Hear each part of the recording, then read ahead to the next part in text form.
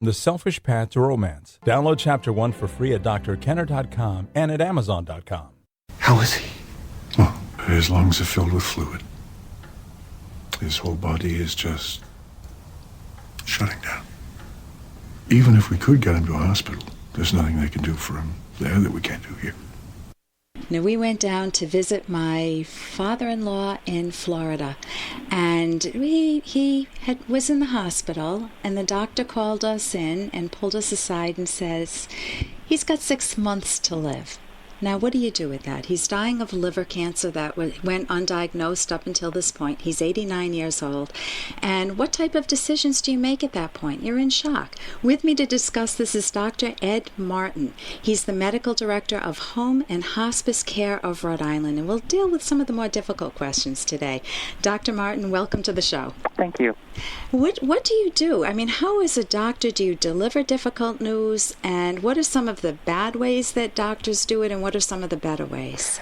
Well, I think it's one of the toughest jobs that physicians have, but it's one that if you don't do, you're really doing your patients and family a terrible disservice. I think nowadays the expectation is in healthcare is that patients basically are part of the decision-making process. The days of the doctor simply deciding on a course of treatment and the patient going along with it, I think, are gone. But there's really no way that a patient and family can participate in the decision-making without the good information.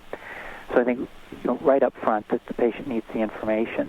But as I say, I think we haven't done perhaps the best job in the past of doing this, which is why I think it's actually a focus now in medical education is to teach physicians how to do this more effectively.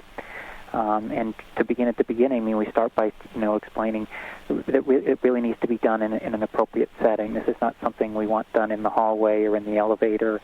And that's what it was with my father-in-law. I think we were just pulled aside and in a corridor of the hospital, and he says he's dying of liver cancer. Yeah. First time we hear it. Obviously, that's he said he won't live till his next birthday. Yeah, that's not the ideal setting. And the other thing that's important is to decide if the patient wants to be involved in the discussion. One of the things we emphasize is that if the patient wants to know, they have absolutely every right to be involved in the discussion. And then it's up to them if they want family members, friends, others involved in the discussion.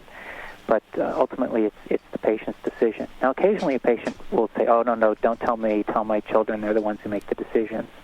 But ultimately, it's the patient's choice.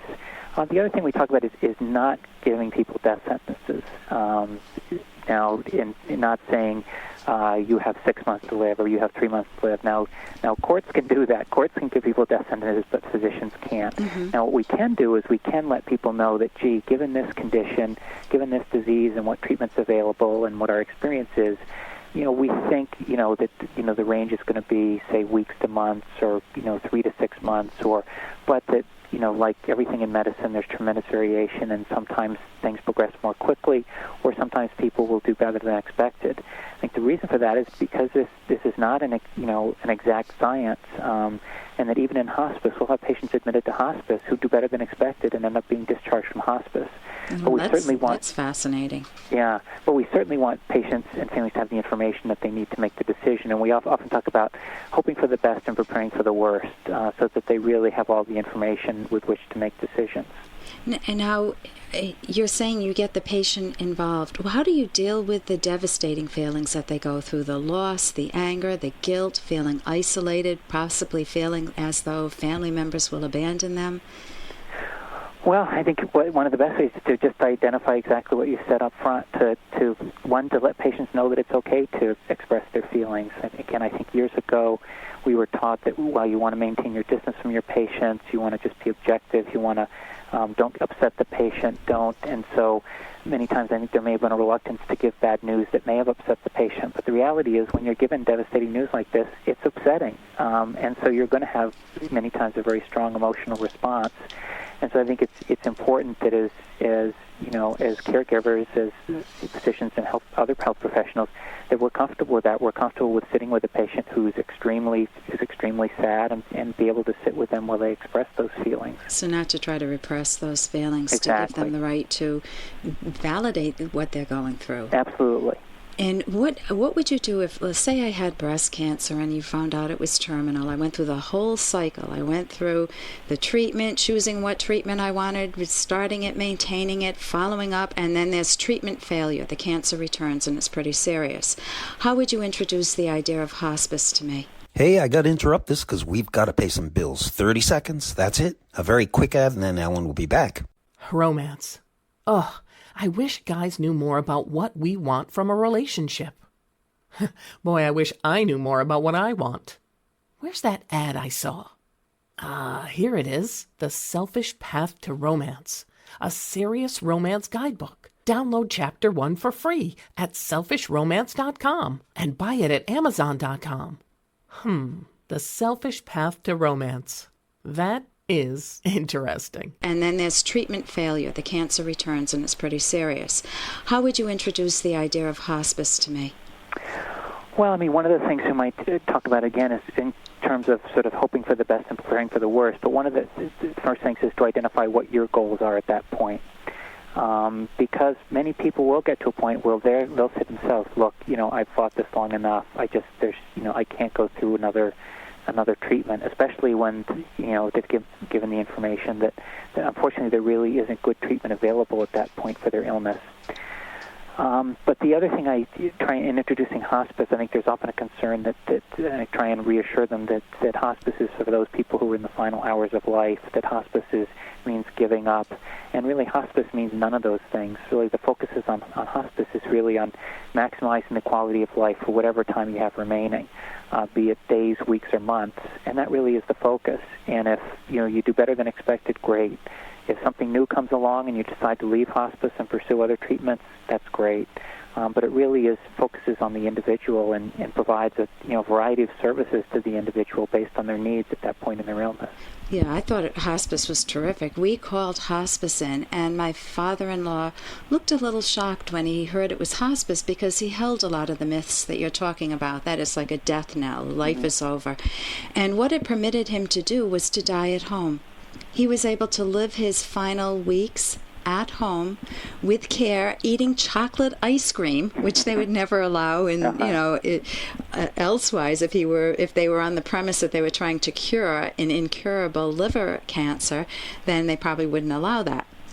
But they allowed him to enjoy the last days of his life, living more routinely. Yeah, the focus really does change, and in fact, there are several studies, particularly looking at cancer patients, that has found that really you'd think, well, gee, if they go on hospice, their survival is going to be shortened because they've given up all these great treatments. In fact, when you look at advanced cancer, there's really no difference in survival. What there is a difference is in quality of life. And so certainly for patients who want that, increased quality of life, it can certainly make a huge difference. Yeah, and I absolutely saw that with him. He was able to talk with me clearly, cogent, the day he died. Mm-hmm. That morning we spoke, and that evening he faded away. Yeah. And to me, it was the alternative of watching him go through pain would have been awful. Yeah. And to know that he was in pain. But they came in and they gave him morphine and, mild doses and monitored the pain. And it was palliative care. What is palliative care? Well, really, palliative care, I think probably the best, it's simply care that focuses on symptom control, relief of symptoms, and improving quality of life. As opposed to cure. Right. As opposed to prolonging survival. So palliative care might refer to the control of any symptom, not just pain, but shortness of breath, nausea, confusion, changes in mentation. Basically, all of those things, I think, would be addressing all of those symptoms would be considered palliative care. And how could someone get in touch with hospice? We have people listening from all over the country. Is there a website or is there a number that they could call? There is a website, but there is a phone number, and probably in terms of getting staff, sort of Monday through Friday, 8:30 to 4:30 would be the best times in terms of getting staff to answer questions. But certainly, if it's after hours and an emergency, and you feel a family member is in urgent need of hospice care, the agency is open, 24 hours. And the website would be what, Dr. Martin? The website, I'll have to get you. It's I think it's hhcri.org. But okay, that's for Rhode Island, right. And you can look in your phone book if you're Right. elsewhere. This is Dr. Ellen Kenner. Thank you so much for joining us today, Dr. Ed Martin from Home and Hospice Care of Rhode Island. Thank you. For more Dr. Kenner podcast, go to drkenner.com and please listen to this ad. Here's an excerpt from The Selfish Path to Romance, the Serious Romance Guidebook by clinical psychologists Dr. Kenner and Locke. Sally left Wayne a curt Dear John note. Wayne was crushed. He had idolized her. As he thought about it more, however, he realized that he had never felt at home with her or loved by her. Behind Sally's good looks, there was no real self.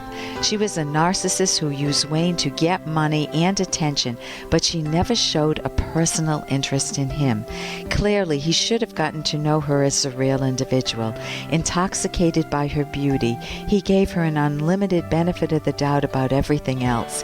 Even when we keenly observe and accurately evaluate a potential partner's behavior, a person may be adept at temporarily camouflaging bad character traits. You can download Chapter 1 for free by going to drkenner.com, and you can buy the book at amazon.com.